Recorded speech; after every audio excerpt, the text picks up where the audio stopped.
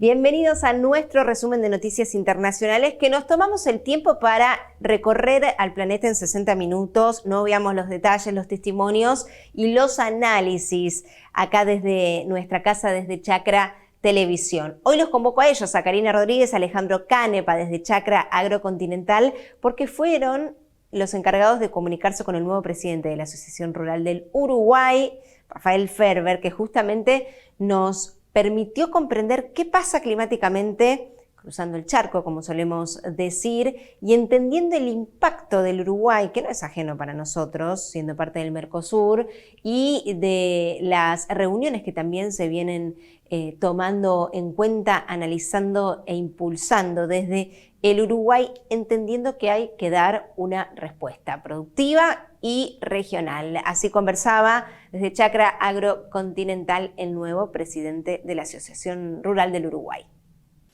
Bueno, estamos pasando un momento muy positivo, ¿verdad? Tenemos, cuando se nos juntan los dos temas principales, buenos precios y buen clima en la mayoría del país. Por lo tanto, estamos en un momento de la ganadería que hay mucha actividad, que está habiendo mucha venta de muy buenos valores.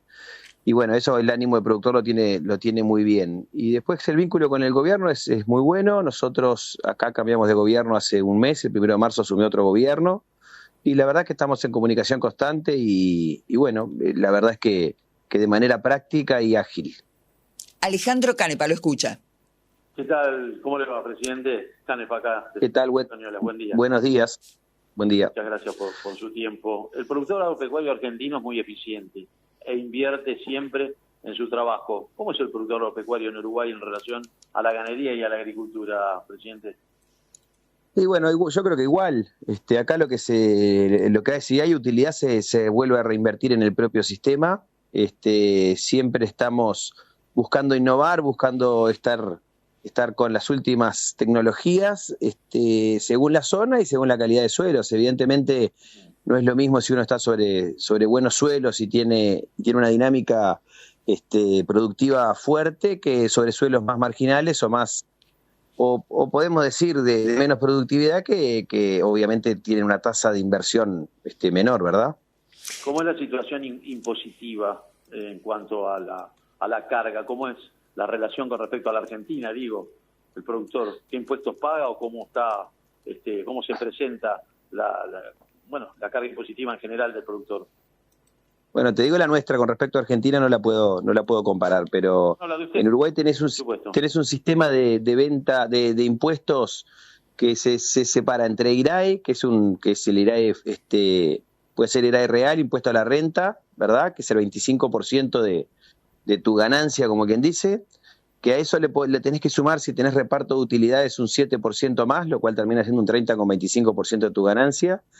Según el tamaño de la explotación, después entras a pagar patrimonio, que es un impuesto ciego, digamos, también tenés contribución inmobiliaria, y tenés una amplia gama de productores, sobre todo en la parte ganadera, que pagan IMEVA, que es un impuesto que no lleva contabilidad suficiente, ¿verdad? Que ahí puede ir hasta el 3% de tu facturación bruta. Bueno, es una carga impositiva bastante grande para nosotros. Y bueno, nos deja trabajar, pero siempre al límite, ¿verdad? Siempre con ese socio que es el Estado, que termina llevándose una parte muy grande sin arriesgar nada. ¿Y ese socio del Estado acompaña, por ejemplo, en lo que son los caminos rurales y todo lo que es la infraestructura? Y bueno, no es fácil de generalizar. Uruguay tiene un sistema que son 19 intendencias, y algunas andan mejor y otras andan peor. Le cuesta a Uruguay con la infraestructura. Tenemos, sobre todo en el norte del país, lo que llamamos de Río Negro al norte, una faltante de infraestructura muy grande. Y creo que estamos mejor que ustedes en eso. Yo he recorrido bastantes veces la provincia de Buenos Aires y estamos en mejores condiciones, pero realmente nos falta un salto de calidad para tener una infraestructura moderna y bueno, de primer mundo, esa es la verdad. Rafael, ¿y qué porcentaje, hoy vuelvo a la ganadería, de lo que ustedes producen hoy están pudiendo exportar y a qué mercados aspiran llegar? Bueno, Uruguay exporta en lo que es carne en el entorno del 60-70%, son números variables. Pero nosotros obviamente somos un país exportador. Nuestro mercado interno es muy chico y no fija nuestro precio, ¿verdad? Nuestro precio lo fija la exportación. Nuestros dos mercados principales hoy son Estados Unidos y China. En este momento vendemos más a Estados Unidos. Entre los dos suman el 70-80%, diría que el 70% largo de lo que se exporta. Después tenemos más mercados, pero tenemos una habilitación de mercados muy fuerte, muy grande. Uruguay puede entrar a Japón, por ejemplo, con lengua, que fue un logro de los últimos años, pero los dos grandes son Estados Unidos y China. Corríjame si no es así, usted es productor de toda la vida, agricultor, productor ganadero y también tambero. ¿Cómo es la situación de la lechería en Uruguay? Tan característica, tan emblemática, pero tan particular. Sí, la verdad que sí, soy productor lechero familiar, digamos, hice toda mi juventud, mi infancia en el entorno del tambo. Y bueno, sabemos que es un rubro, en Uruguay, por ejemplo, por lo menos es un rubro de buena rentabilidad, con sus momentos, obviamente, con sus dificultades, muy estable, pero con un problema de gente y de productores envejecidos que lo va complicando cada vez más. Obviamente todos sabemos que el tambero es vocacional. Hay que tener la vocación para ser tambero y eso acá se siente. Es un rubro que funciona bien. Uruguay, la verdad que en ese aspecto siempre los campos en Uruguay tienen una pata ganadera, entonces en el tambo calza muy bien, ¿verdad? Acá no hay zonas agrícolas puras, hay muy poquito, entonces el tambo, como quien dice, ha sido lo más estable, te diría yo, seguro de lo que va de este siglo. Sí, perdón. Perdón. Decía que con relación al recambio institucional, Alejandro, que se da en Uruguay, como ocurre en todos los países del mundo, ¿cómo son las políticas agropecuarias? Porque desde la Argentina lo que vemos es que hay cierta continuidad, a diferencia de lo que nos ocurre a nosotros. Sí, tal cual. Acá hay una continuidad base fuerte. Capaz que también a veces lo llamamos inercia, ¿no? Pero realmente hay una continuidad, no hay un ánimo de refundación en el gobierno que asume, por ejemplo, que es oposición con el anterior. Y bueno, se viene trabajando bien, se tienen que ajustar determinadas cosas en las cuales apoyamos, como las campañas sanitarias. Estamos teniendo un grave problema de garrapata que realmente está complicando la producción, que está armando 2 canales de comercialización, ¿verdad? Campos con garrapata y sin garrapata. Realmente eso el Ministerio le está entrando, no le estamos encontrando la vuelta hasta ahora, pero hay líneas de trabajo que estamos intercambiando para empezar a trabajar. Alejandro. Rafael Ferber es el presidente de la Ciudad Rural de Uruguay. Conversaba recién de lo que se exporta. ¿Cuál es el consumo de carne vacuna por habitante por año? Porque, por ejemplo, en Argentina la de pollo y la de cerdo ha crecido exponencialmente. ¿Cómo es y cuál es el consumo por habitante por año de carne vacuna, señor? No quiero errarle el número, por eso no te lo voy a decir, pero sí es de las más grandes del mundo. También tenemos ese tema con la de cerdo y la de pollo, pero acá es en base a la importación. Tenemos al vecino Brasil y también viene de Paraguay, sobre todo cerdo, pero pollo tenemos mucho que viene. Va creciendo también, pero acá somos, al igual que ustedes, de la carne roja. Y si no me equivoco, somos de los principales a nivel mundial, ¿verdad? Se habló de Paraguay, nosotros tuvimos una conversación telefónica con la señora Karina Rodríguez con referentes de Paraguay. Paraguay es un país que cuando se realiza la rural ganadera en la Argentina buscan genética y llevan genética. ¿Cómo es ustedes? ¿Cómo se manejan en la parte genética? ¿Compran también o es todo propio? No, acá tenemos una influencia muy fuerte también de ustedes, por supuesto, por ejemplo en Angus y también ha entrado mucho de Holando últimamente, pero nuestra influencia fuerte genética es con Estados Unidos y Canadá sobre todo en la parte de Holanda mucho tiempo, pero si vamos a semen importado viene mucho de Estados Unidos. Y después obviamente tenemos una genética de nivel mundial, ¿no? Acá estamos, podemos competir competir fuertemente en cualquier lado con nuestra genética. Obviamente Palermo para nosotros es una referencia, no hay misterio, yo creo que es una referencia a nivel mundial, pero tenemos una genética fuerte y muy adaptada a nuestra situación. Hablando de referencia, y con esto ya mi parte es la última pregunta, si me permite, Karina.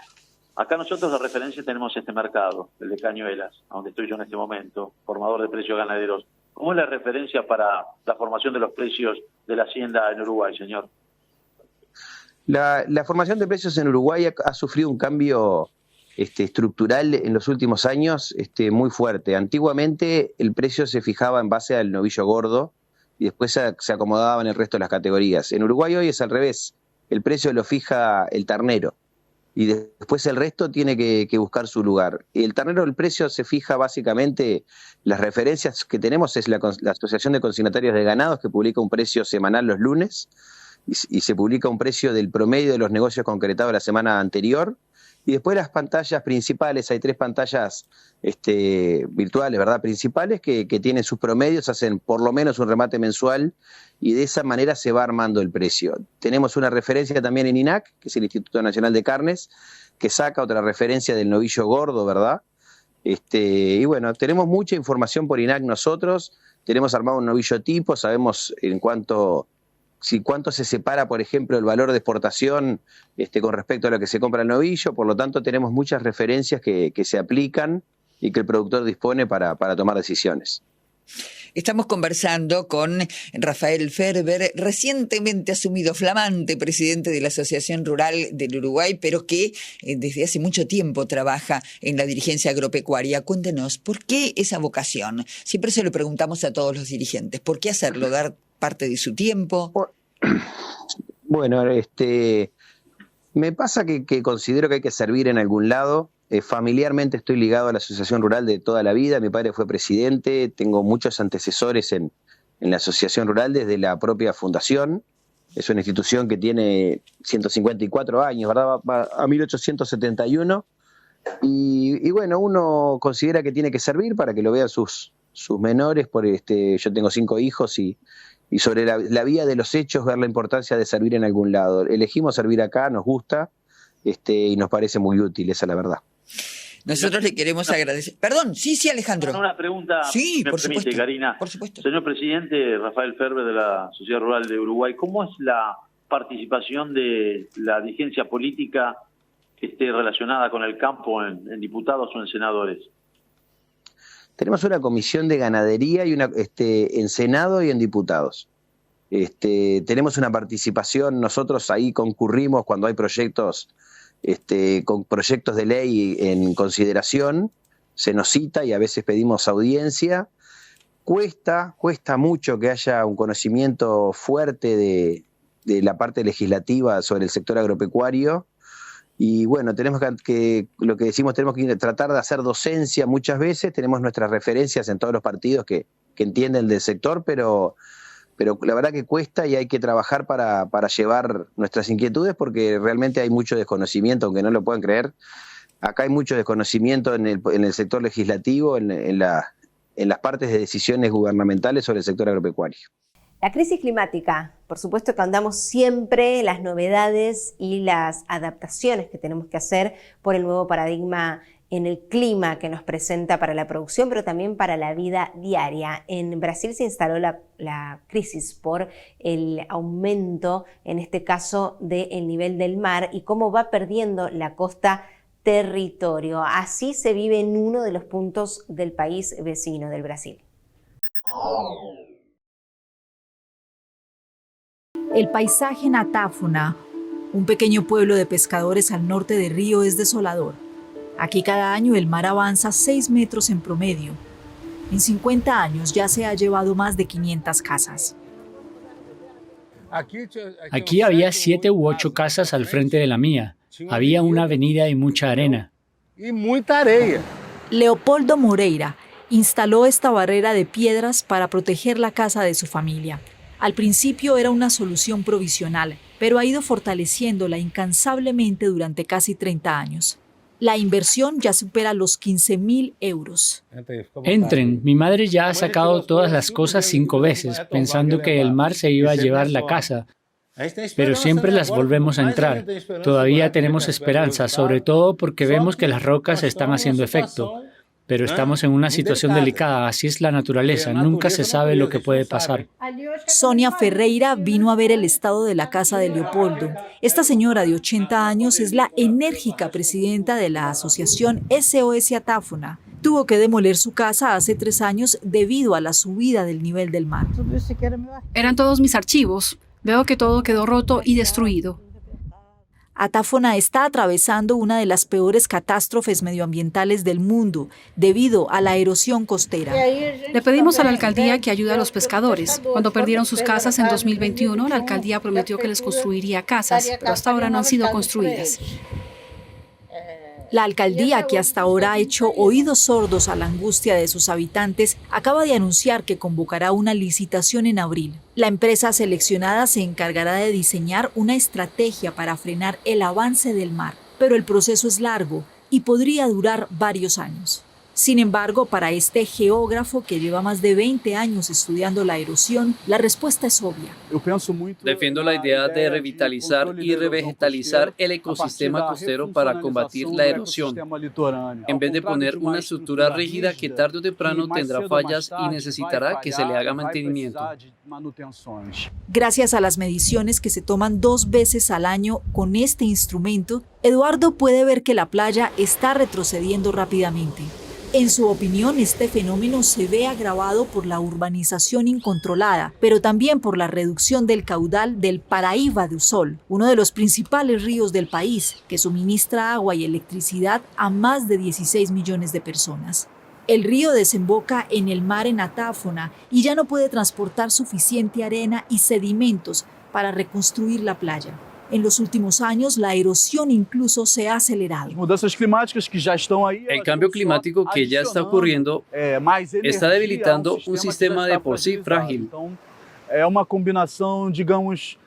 La combinación de erosión y cambio climático no augura un futuro positivo para esta localidad.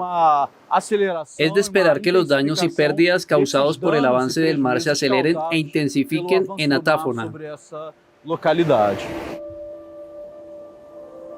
Según las previsiones de la ONU, debido al calentamiento global, el nivel del mar podría subir 21 centímetros en Atáfona de aquí a 2050.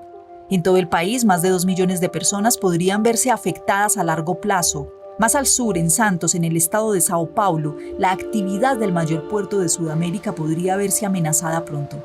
Para evitar un desastre humano y económico, la alcaldía local ya instaló una barrera sumergida frente a esta playa para contener la erosión, pero lejos de los lujosos barrios costeros. Los habitantes de esta favela son los más vulnerables a la crisis climática. Estas son las últimas casas de Vila Gilda. Probablemente habrá una nueva casa acá. La gente ya puso las estacas. Antes, la marea no era tan alta como ahora. Ahora sube hasta 2 metros por encima del barro. Un poco más de 2 metros. Por eso, las casas están construidas tan alto. Ya sentimos los efectos del cambio climático, temperaturas más altas. También tenemos el problema de la basura que se bota por todo lado. Sí, todo eso nos afecta. Con sus precarias y frágiles casas, esta favela de Palafitos es la más grande de Brasil. En ella viven 6.000 familias, a orillas de uno de los ríos más contaminados del mundo.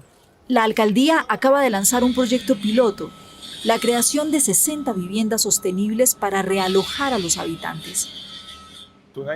Antes era una zona donde solo había palafitos. Era una zona vulnerable, propensa a fenómenos meteorológicos extremos, incendios e inundaciones. Así que la alcaldía también ha trabajado mucho para recuperar la vegetación. Los manglares ayudan a amortiguar la fuerza del agua. Con el cambio climático, la subida del nivel del mar es una consecuencia inevitable, por lo que el manglar actúa como barrera natural para la ciudad. La alcaldía se ha dado un plazo de 15 años para ampliar el proyecto a toda la favela. El municipio de Santos se enorgullece de haber sido uno de los primeros del país en implementar un plan de lucha contra el cambio climático en 2016. Todas nuestras medidas de gestión están alineadas con los Objetivos de Desarrollo Sostenible de la ONU. No están solo escritas sobre el papel, sino ancladas en nuestras leyes locales. Es un compromiso importante. Los poderes públicos deben reconocer la crisis y deben ser los primeros en hacerlo. Aunque la ciudad de Santos intenta tomar precauciones, este es un caso excepcional. El año pasado, debido a la falta de previsión de riesgos, Brasil sufrió las peores inundaciones de su historia en la región sur. El país será el anfitrión de la COP30 en la Amazonía el próximo mes de noviembre. La adaptación de las infraestructuras y las sociedades a los impactos del cambio climático será uno de los principales temas de esta cumbre. En Paraguay hay una incógnita y es el precio del huevo, pero claro, junto al Canal Pro podemos hablar con algunos de ellos, con los productores, con los comerciantes directos también, que muchas veces van de la mano. Es el mismo que comercializa, el que los produce y nos permite entender que esta es una situación de alta demanda. Se le suma otra condición, que es el margen climático y lo que está pasando, pero que hasta julio los precios van a estar altos y las Pascuas son tiempos también de mucho consumo de huevos. Bueno, los precios de huevos son directamente proporcional a la oferta y demanda del mercado. En esta época, o sea, si cuando hablamos de época alta, de diciembre hasta el mes de julio, los precios de huevos siempre están altos. Es por la Semana Santa, por las celebraciones de mayo, en marzo empiezan las escuelas, entonces la demanda sube, pero también es época de un stock ajustado por un tema climático. Y este año los precios están más altos que lo usual porque tuvimos un verano muy fuerte y eso afecta directamente a la producción. Hay una baja de producción porque las gallinas consumen menos, pero también tenemos menos lotes de aves que fueron perjudicados por la alta mortandad también del efecto del calor. El año pasado tuvimos un verano muy duro, pero este año yo creo que fue mucho más severo. Tuvimos 3 meses en donde las temperaturas superaban los 45 grados sin un alivio en el intermedio, muy poca lluvia y bueno, eso hizo que afecte en gran medida la producción. Nosotros estamos en este negocio hace 50 años y es un ciclo repetitivo. De mayo de diciembre a julio los precios siempre están altos y a partir de julio para noviembre los precios empiezan, la tendencia es siempre a la baja. Es un ciclo que se repite y es todos los años. A veces suben más, a veces suben menos, ¿verdad? Pero como te dije, el precio es proporcional, directamente proporcional a la oferta y la demanda. Pero nosotros estimamos que para Semana Santa el precio se mantiene, aunque no podemos asegurar si de repente en estas últimas 2 semanas sube la demanda y no tenemos producto, eso hace que se tengan que ajustar los precios.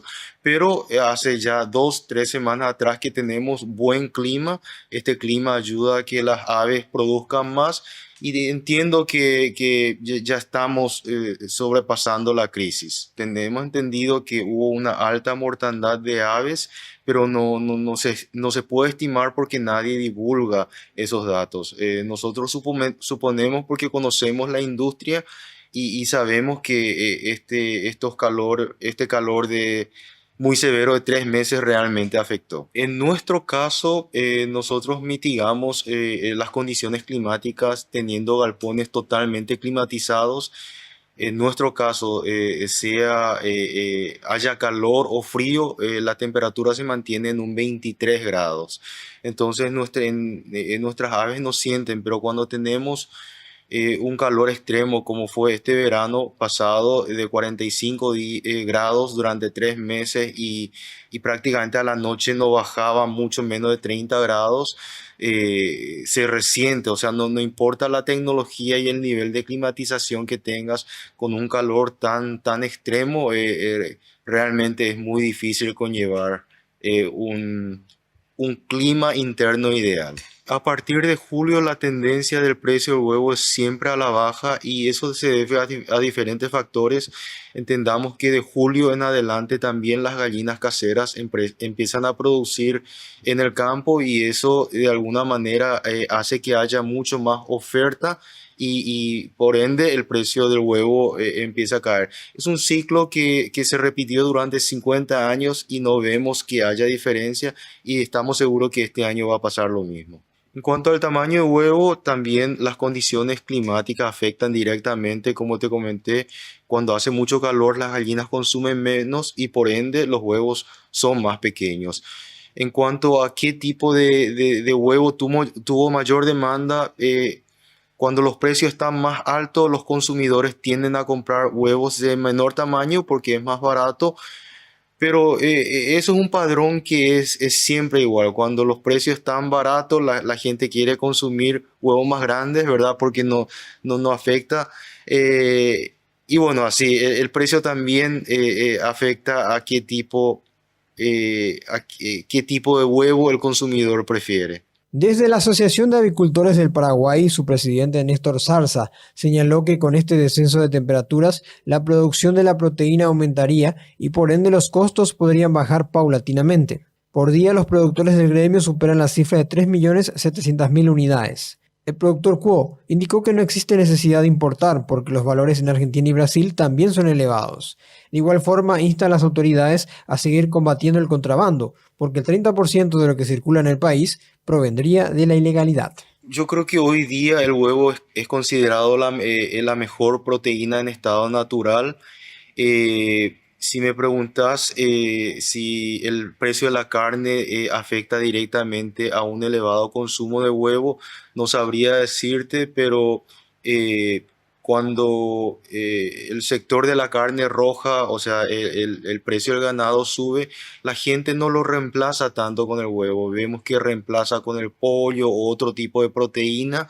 El huevo yo creo que tiene un padrón un poco diferente al consumo de carne. Muchas granjas avícolas que habían clausurado en los años de crisis que fueron 2021, 2022, volvieron a recargar sus lotes. Entonces estimamos que este año vamos a tener muchísima más producción que en el año 2024. Los productores locales tenemos suficiente capacidad para producir y abastecer el consumo interno. En estos últimos, el año pasado y este año, no vemos el contrabando masivo del lado de Argentina, pero es porque en el lado argentino los precios de huevos están mucho más altos.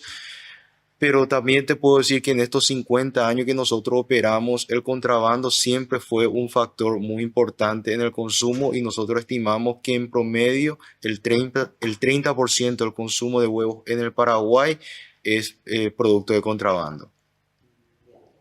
¿Qué le piden a las autoridades con respecto a eso? Bueno, nosotros siempre pedimos a las autoridades que haya un mayor control porque en el caso del pollo y huevo son productos que están en estado natural y puede afectar directamente a la salud de la población. Pero cuando hay toda una mafia de contrabandistas y hay consumidores que están dispuestos a pagar menos por esos productos que no tienen la seguridad alimentaria, yo creo que es muy difícil de combatir. Entonces aquí es donde los consumidores o la población tenemos que estar conscientes de qué estamos consumiendo y siempre apostar a la producción local. La variación del costo de producción cuando tenemos climas tan severos como este verano que pasamos, como te comenté, nosotros tenemos galpones climatizados que usan 100% de electricidad, entonces claro, el consumo de energía es mucho más alto y por ende el consumo de o sea, el costo de producción también aumenta. ¿Incidieron los precios, o sea, al público al final? No, nuestros costos de producción no inciden directamente al consumidor final porque como te comenté, el huevo, el precio del huevo es directamente proporcional a la demanda. Cuando tenemos menor stock y mayor demanda, eso hace que suba. Y cuando tenemos mucho stock y poca demanda, hace que baje. Entonces, no trasladamos ese costo de producción directamente al consumidor. Es momento de hacer un corte. Enseguida estamos de vuelta. Quédate, ya venimos. Tenemos mucho más para recorrer juntos.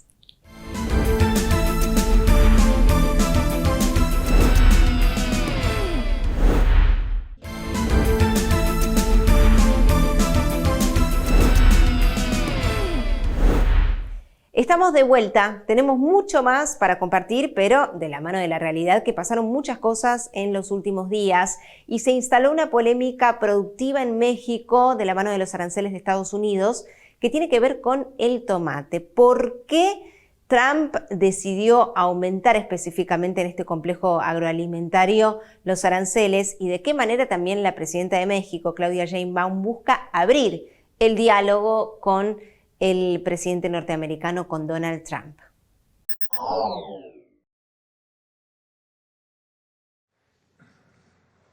El gobierno mexicano anunció el martes que busca dialogar con Estados Unidos sobre los aranceles de casi 21% que ese país anunció el lunes a las importaciones de tomate. El Departamento de Comercio estadounidense informó que en un plazo de 90 días se retirará de un acuerdo que suspendía una investigación antidumping de 2019 contra el tomate mexicano. Ese pacto permite a los productores de México exportar tomate, conocido en algunas regiones como jitomate, sin pagar aranceles antidumping. Sin embargo, Washington alegó que el acuerdo no ha logrado proteger a los productores de tomate estadounidenses de las importaciones mexicanas a precios injustos. Ya lo hicieron en el 2019, igualito que ahorita, muy parecido.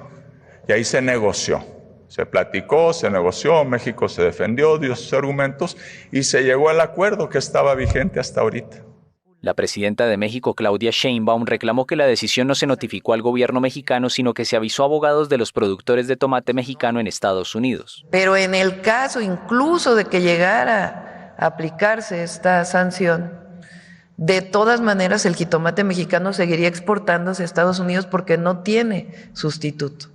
El principal problema que habría es que serían más caros los jitomates en Estados Unidos. El secretario de Agricultura, Julio Verdegué, añadió que 90% de los tomates que Estados Unidos importa son de México y que les van a salir más caras sus ensaladas, su ketchup y todo. México ha sido uno de los principales objetivos de los aranceles del presidente Donald Trump desde que volvió a la Casa Blanca en enero pasado. Fue el primer país, junto con Canadá, en recibir aranceles del 25% a principios de marzo. Washington acusa a sus dos vecinos de no hacer lo suficiente para limitar la entrada de migrantes y fentanilo a Estados Unidos. Estos aranceles fueron posteriormente suspendidos en gran parte, pero México también se ve afectado por el 25% de aranceles al acero y al aluminio, y por los recargos a los automóviles.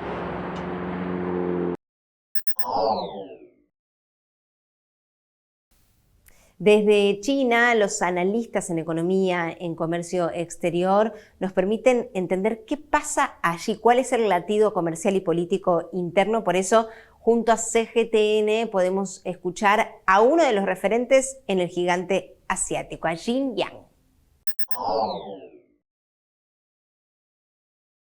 La llamada política de aranceles recíprocos implementada por el gobierno estadounidense de Donald Trump, que superficialmente promueve el llamado comercio justo, es en realidad una medida de intimidación comercial sin ningún fundamento económico. Es incapaz de resolver el déficit comercial crónico de Estados Unidos y va a causar sin ninguna duda graves consecuencias para el sistema comercial multilateral y global. Desde una perspectiva económica, las diferencias en políticas arancelarias entre diferentes países son normales debido a sus distintas etapas de desarrollo que se encuentran y depende mucho de sus estructuras industriales. Por eso, la imposición forzada de la llamada arancel recíproco ignora por completo la teoría económica y las realidades de desarrollo económico. Va a perjudicar especialmente los intereses a los países en vías de desarrollo, especialmente su derecho a proteger su economía mediante aranceles moderados. Lo más absurdo es que aunque el déficit comercial estadounidense tiene su origen en su estructura económica de bajo ahorro y alto consumo, junto con el estatus de dólar como una moneda de reserva internacional, y no es en los aranceles de otros países, por lo que los aumentos unilaterales de aranceles por la parte de Estados Unidos no solo no reduce el déficit, sino que eleva los precios internos y perjudica a los consumidores, como demostró la guerra arancelaria contra China en los años 2018 y 2019, donde el déficit comercial de Estados Unidos aumentó en lugar de disminuir. Y finalmente, los costos tienen que pagar las empresas y consumidores estadounidenses.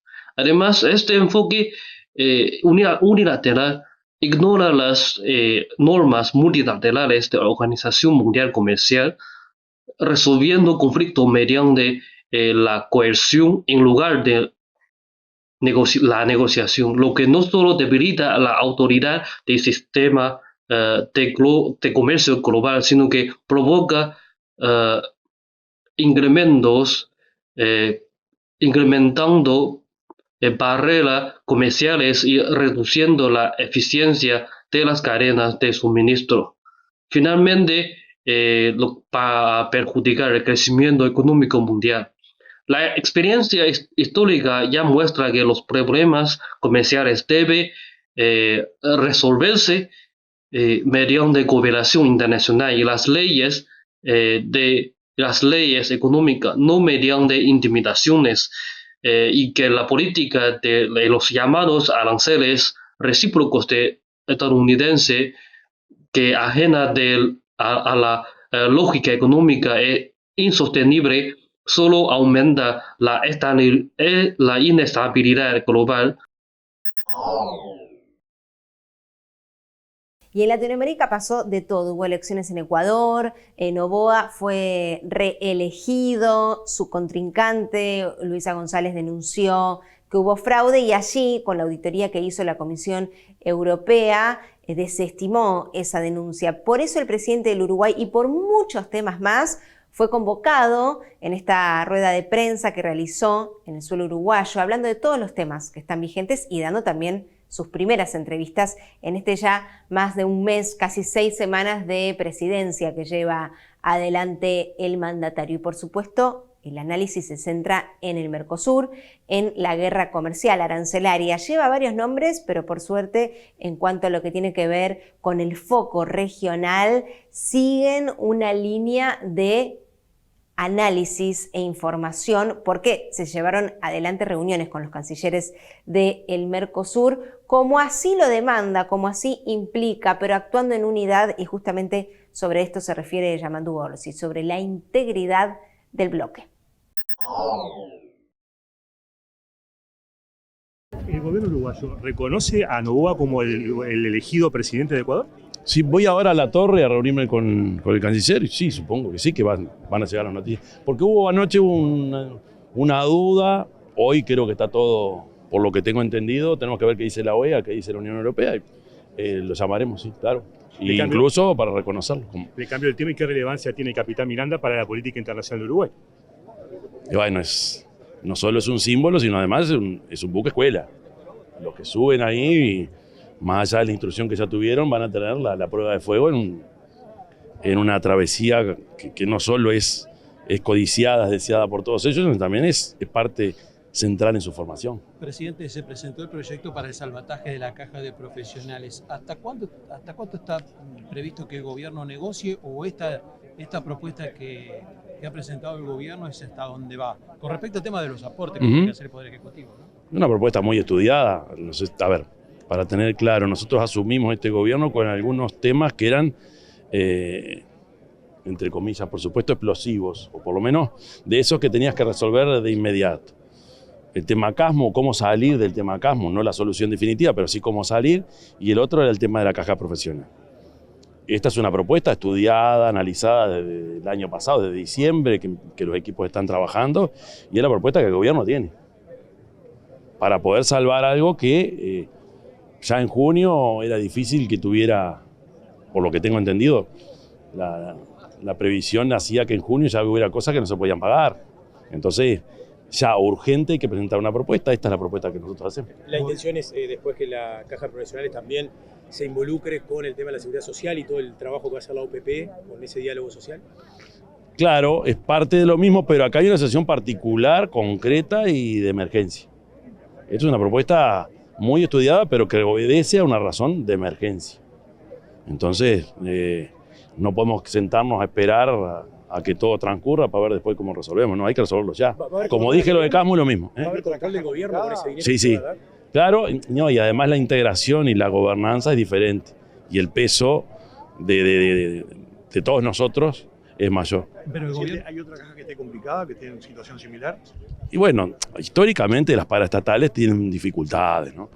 AEBU, perdón, la caja bancaria, me acuerdo de una reunión que hicimos en AEBU, me explicaron cuáles habían sido las salidas y hasta dónde les permitía resolver. Pero tenemos la caja militar, que también hay que meterle pienso para que sea más, para que no sea tan pesada, para que pueda resolver. Pero como esta no teníamos ninguna.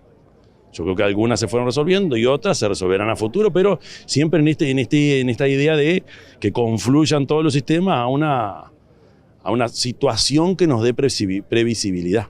El viernes se reunió con autoridades de CONAPRODE. ¿Cómo sigue el tema, el acto y cómo lo va siguiendo desde Presidencia?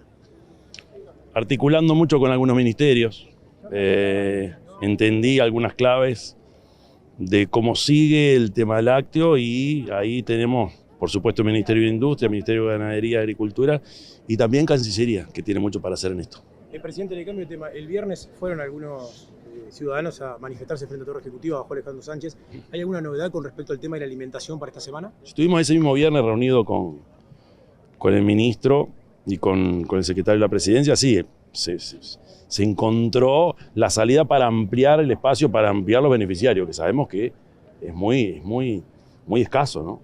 Hay que reconocerlo. La situación de calle, la situación de las ollas sigue siendo una dificultad que tenemos que enfrentar. Por supuesto, resolviéndolo de manera definitiva, pero mientras tanto hay que dar una mano. ¿Cómo se toma esta? ¿Perdón? Partidas especiales, reforzar el presupuesto, digo, para eso. Y es lo que nos planteamos desde el principio, ¿no? Hay que ver cómo lo metemos en el presupuesto. Porque ahora la novedad ahora es qué es lo que tenemos y cuánto tenemos en caja. Y bueno, con eso hay que moverse. ¿Van a estar abiertos los servicios del INDA durante todo se utiliza el mismo mecanismo de dar una partida, pero se amplía esa partida y se hace más, la cobertura es más amplia, sabiendo que emparcha una situación que no la resuelve. Lo sabemos. Presidente, ¿cómo toma los reclamos de la población a 40 días de haber asumido la presidencia? Son totalmente legítimas y está bien que así sea. No da tiempo a solucionarlo. Y claro, ya lo sé, pero la población en un país como el nuestro, un país libre, tiene el derecho a manifestar, a reclamar y también la obligación a plantear lo que piensa y lo que siente. Yo no me puedo quejar de eso porque hay gente que no la está pasando nada bien. ¿Eso apura la gestión del gobierno? ¿Los reclamos apuran la gestión del gobierno? Tiene que ser más expeditivo, sin duda, pero hay que ser muy cuidadoso porque yo decía, tenemos que ver con lo que contamos. Hay cosas que no las teníamos o que no pensábamos que fueran a ser así, con algunos compromisos económicos, que hay que resolverlo y la caja es una. Y bueno, con esa caja hay que moverse y, por supuesto, en un mundo como el que estamos viviendo con tanta incertidumbre. Presidente, ¿preocupa la liberación del dólar en Argentina con respecto a los fondos invertidos acá? No, por ahora no. Vamos a ver cómo se comporta. Por supuesto, el comportamiento de la economía brasileña y argentina siempre es factor de atención y el ministro me tiene siempre al tanto. Veremos cómo avanza esto. Por ahora no tenemos señales complicadas. Que se retiren inversiones, no inversiones, sino dinero invertido en el país para poder... No creo que pase eso. No me imagino eso. Veremos, con mucho cuidado, pero... el camino a Argentina en el sentido que ahora no tiene déficit fiscal, no tiene déficit cambiario, no tiene déficit comercial y justamente con esta inyección de dinero que está teniendo... Ojalá resuelva, ¿no? Ojalá resuelva. La economía argentina hace mucho tiempo que viene con dificultades profundas y que se reflejan en lo social. Ojalá se solucione. Por supuesto, partimos de filosofía y de formas de entender la economía y la política de manera distinta, pero yo soy muy respetuoso de la política interna de los países, fundamentalmente cuando son gobiernos electos por la población. ¿Y nos obliga a tener el déficit fiscal, bajarlo? Siempre hay que bajar, sí, claro que sí. Ese es un objetivo de siempre, por supuesto que no a cualquier costo. Ahí el tema de los equilibrios son fundamentales y lo ha dicho ya claramente el ministro Don. Presidente, ¿cómo se avanza con el tratamiento del proyecto Neptuno y hay posibilidad de sustituirlo por otro proyecto eventualmente como la represa de Casupá? No sé si Casupá termina de sustituir todo. Yo creo que es Casupá y algo más. Algo más hay que hacer. Lo estamos conversando. Y el otro día, después de la reunión, quedó claro que estamos todos dispuestos a encontrar la mejor salida a un compromiso que ya fue firmado con pocos días antes de que se fuera el anterior gobierno. ¿Pero podría llevar más de 90 días, como se había hablado en un principio, esta renegociación? Ojalá que no. Porque creo que todos estamos hablando muy claro.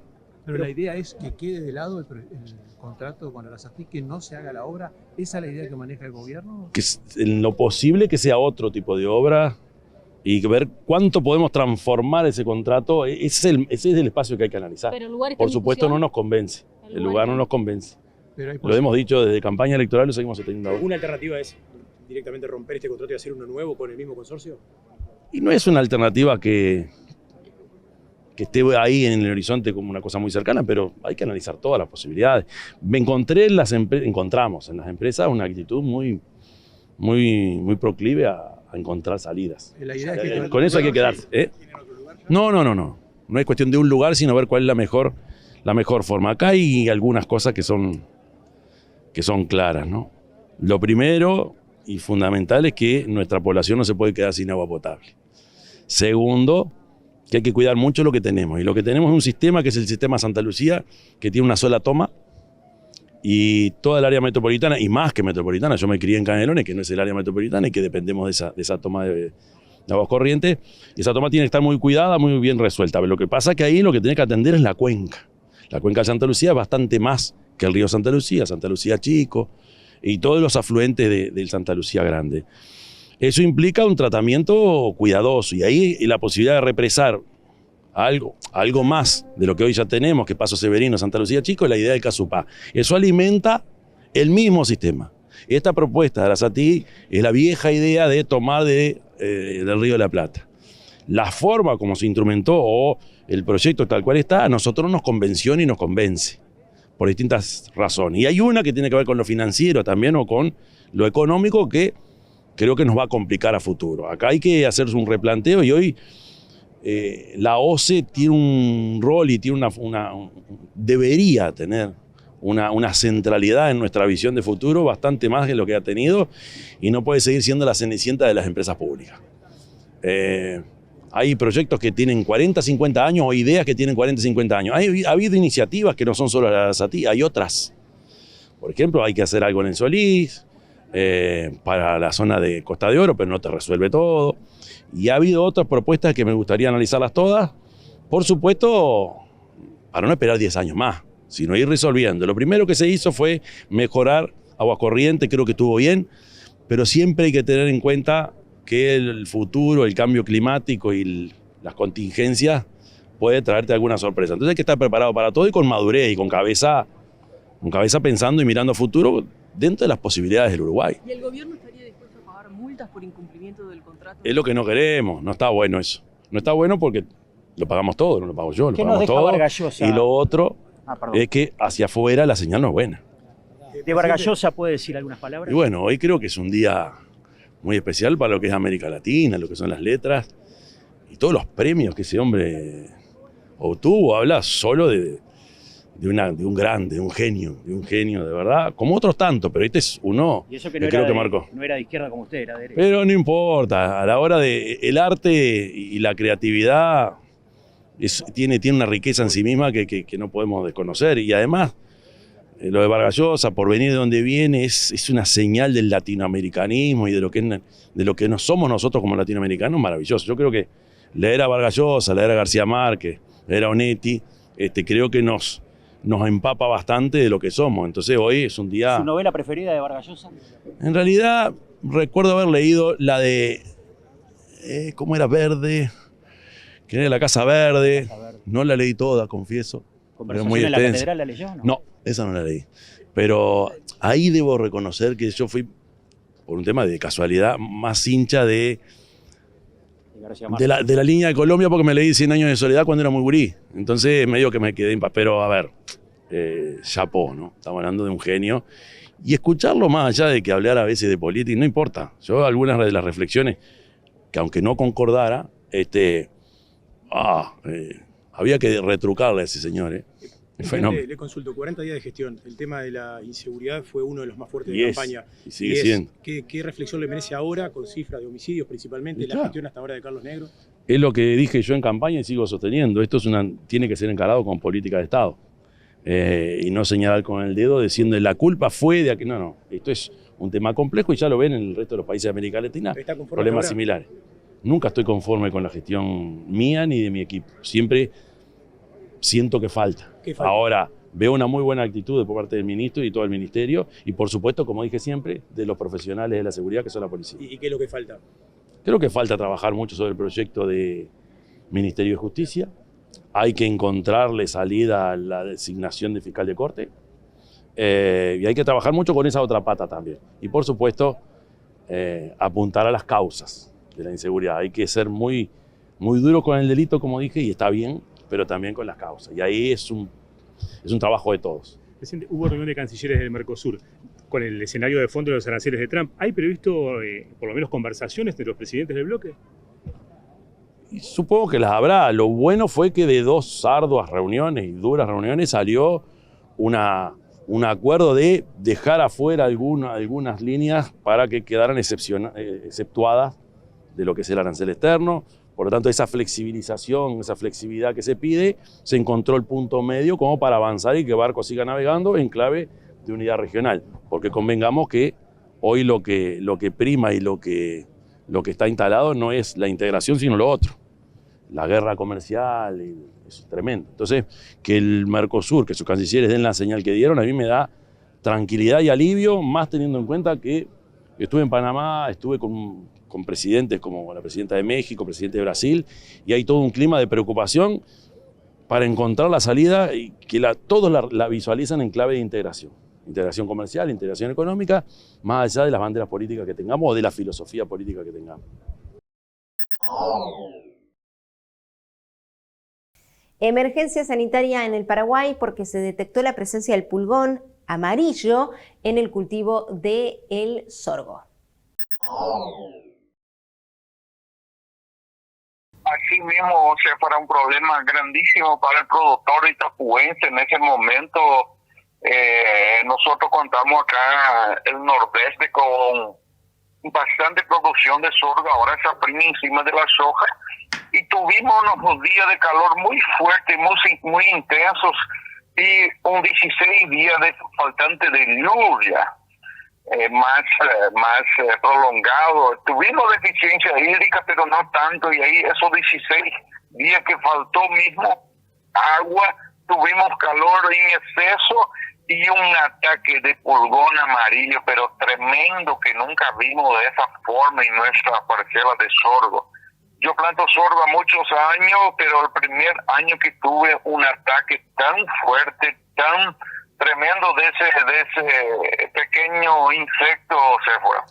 Y estamos hablando de una plaga que puede generar o genera mucho impacto en el cultivo de sorgo. Genera mucho impacto y vamos a tener grandes pérdidas ya en los cultivos. Yo creo que, no voy a hablar de números, pero un 50% ya afectó nuestro cultivo de sorgo. No vamos a tener lindos rindes. Inclusive vino la gente de las universidades, Universidad Nacional de Encarnación, con el decano, tuvieron Universidad Nacional de Natalio también, y estuvieron hoy por mis parcelas y por las parcelas de los productores, y levantando datos, pesquisando, pruebas de agroquímicos nuevos para ver si controlamos un poco esa plaga ya para el otro año, porque este año ya muy tarde ya. Estuvimos hablando con varios justamente expertos sobre el tema y decían que la última vez que se había registrado en Paraguay fue en el 2022, pero que no en esta envergadura, como lo decía usted, que se da ahora. Perfecto, así mismo. Yo mismo tuve ese problema en 2022, pero no era tan agravante. Con algunas pulverizaciones ya conseguimos controlar, pero este año fue fulminante. Y el que tenía muchas hojas, el agroquímico no llegó en las hojas bajeras, entonces no tuvimos el control. Y él en una semana ya prolifera demasiado mucho, muy rápido se reproduce y afecta muchísimo. Él suga muchísimo la planta de sorgo, afectando mucho el rendimiento. Con respecto a el manejo que se da justamente para eliminar esto, si bien ya hablaba de pérdidas importantes, no es tan simple el manejo, porque ya lo decía también, es una cuestión de ir monitoreando y viendo con qué productos ustedes pueden ir atacando a esta plaga. Este año fue muy difícil la aplicación de su agroquímico por las temperaturas que tuvimos en exceso y la baja humedad. Yo creo que ese fue el factor clave que no conseguimos controlar bien esa plaga. altas temperaturas y baja humedad del aire y no llegó el químico donde tenía que llegar. Inclusive biológicos se pueden utilizar. Muchos amigos productores usaron biológicos y no tuvo la reacción que tenía que el suceso del producto no pudo accionarse por la falta de humedad. Eso fue nuestro grave problema este año, pienso yo. Pero más tarde la universidad y los ingenieros ya van a sacar un comunicado y ver qué es lo que pudieron hacer con las diferentes agroquímicos testeo que están haciendo en las parcelas. Con respecto a las causas de esta aparición, entonces, como lo decía al inicio de la entrevista, se debería principalmente a la sequía. Pero yo te digo que 99% fue culpa de la sequía. Tal vez otro año ni se manifieste tanto así ese problema. Yo digo que este año fue el 99% que te digo fue por problema de hídrico, por poca agua y alta temperatura. Con respecto a los cultivos, don Marcio, ¿esto solo afecta al sorgo o podría correr peligro otros cultivos? Fue extremadamente fuerte al sorgo, el maíz atacó, pero no fue tanto. La soja no ataca, la soja quedamos con una safriña muy pequeñita. Por la falta hídrica no vamos a tener una safriña fuerte, linda. Muy poco no vamos a cosechar de safriña, infelizmente, este año, Séfora. Con respecto al sorgo, justamente también se da esta situación en un año donde muchos productores están apostando más fuertemente a este cultivo. Apostaron muchísimo al sorgo por mejor el costo de producción es más bajo que el maíz y la rotación de cultivo. El productor tiene que hacer rotación de cultivo, entonces inició el sorgo para hacer encima de la soja.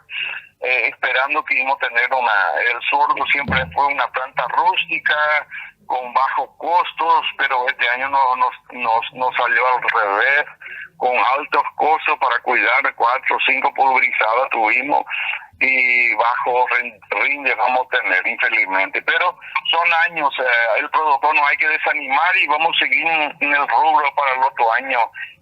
Nos vamos a bajar la cabeza, el otro año ya vamos a tener mejores solución para el tratamiento de esa plaga.